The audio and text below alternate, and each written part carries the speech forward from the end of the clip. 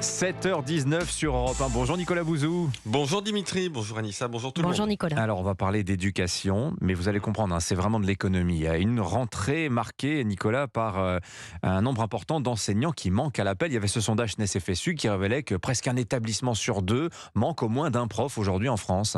Ouais, je vais vous donner quelques chiffres. À l'issue des concours qui ont eu donc lieu cette année, plus de 3100 postes n'ont pas été pourvus. Alors pour être tout à fait précis, 1315 postes ne sont pas pourvus dans les écoles maternelles et élémentaires, 1848 dans les collèges et les lycées. La situation est particulièrement problématique pour l'enseignement en mathématiques. Dans l'académie de Créteil, tenez-vous bien, il manque quasiment 1000 enseignants.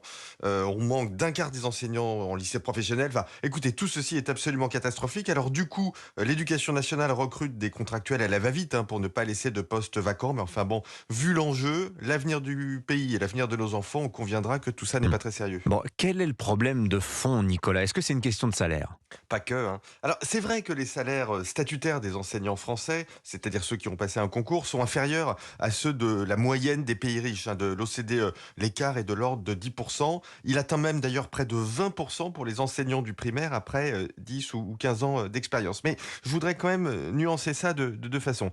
La première chose, c'est que l'écart se réduit assez nettement si on intègre les primes et les congés qui sont importants en France. Mais surtout, cet écart entre les salaires des enseignants en France et chez nos voisins n'est pas propre aux professeurs. On le retrouve malheureusement pour l'ensemble de l'économie.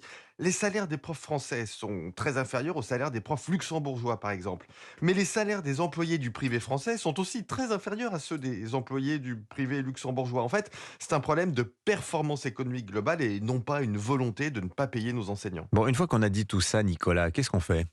Écoutez, j'ai trouvé un excellent témoignage et des solutions dans le livre de l'économiste Sylvain Bersinger. Le livre s'appelle « Et ça vous étonne qu'on ne trouve plus de profs ?» On est vraiment au cœur du sujet. Et c'est intéressant parce qu'il est lui-même un ancien enseignant qui est passé dans le privé. Et il explique que les concours pour devenir enseignant sous statut sont inadaptés quand ils ne sont pas complètement absurdes. Il explique que les grilles de salaire ne valorisent pas les compétences, que le statut est un piège qui empêche les gens qui veulent se réorienter de faire évoluer leur carrière.